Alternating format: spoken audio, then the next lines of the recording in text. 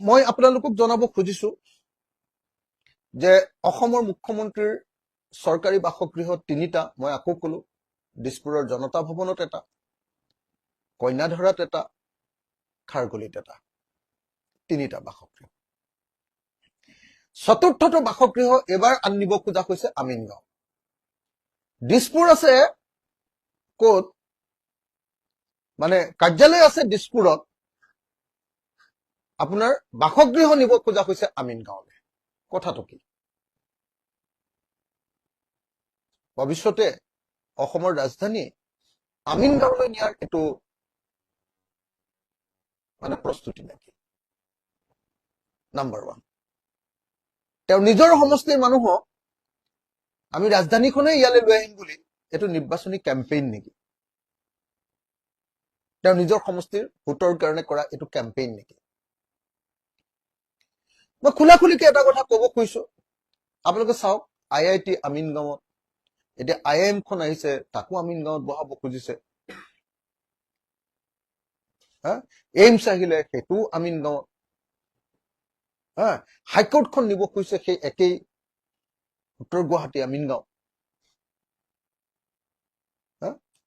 আৰু যিমান বিলাক কথা সিদ্ধান্ত লৈছে কোনো কথাতে অসমৰ কোনো মানুহৰ কোনো মতামত নাই কাৰো পৰা কেতিয়াও আমি লেজিসলেটৰ আমাৰ নিচিনা বিধায়কৰ পৰামৰ্শ লোৱা নাই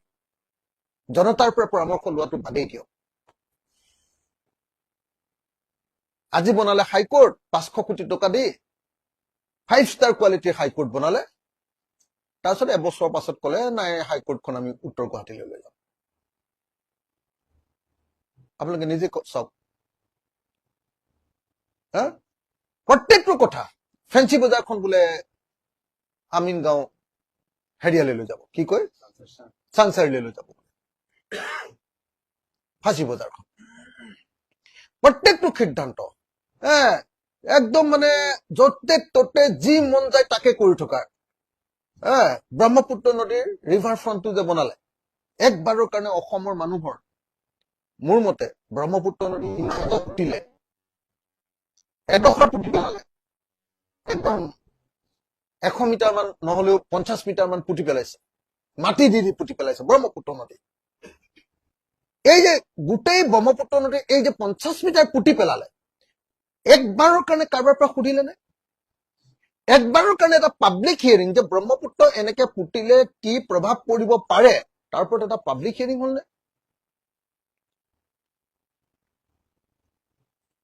আপোনালোকে নিজে কল্পনা কৰক ইখনৰ পিছত সিখন আপোনাৰ অভাৰব্ৰিজ একবাৰৰ কাৰণে অসমৰ মানুহক সুধিছে নে যে এখন অভাৰব্ৰিজ অসমৰ মানুহৰ প্ৰয়োজন আছে নে অভাৰব্ৰিজডাল বনাই গোটেই যিমান গুৱাহাটীৰ ভিতৰৰ বজাৰ আছিলে গোটেই বজাৰখন বেয়া কৰি পেলালে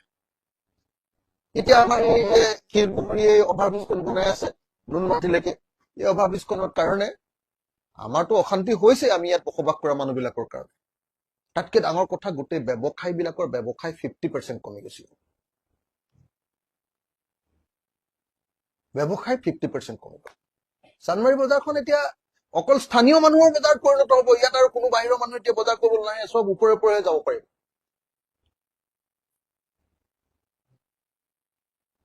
গতিকে এই গোটেই যিটো তুগলকি কাম কৰি আছে তুগলকি আপোনালোকে নিশ্চয় জানে যে কেনেকে আপোনাৰ ৰাজধানী দিল্লীৰ পৰা অন্য ঠাইলৈ উঠাই নিব খুজিছিলে বনাইছিলেগে সেইটোক লৈ কি পৰিস্থিতি হৈছিল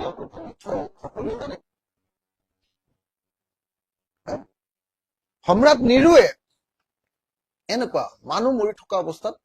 এই যে গান বাজনা বজাই আছিলে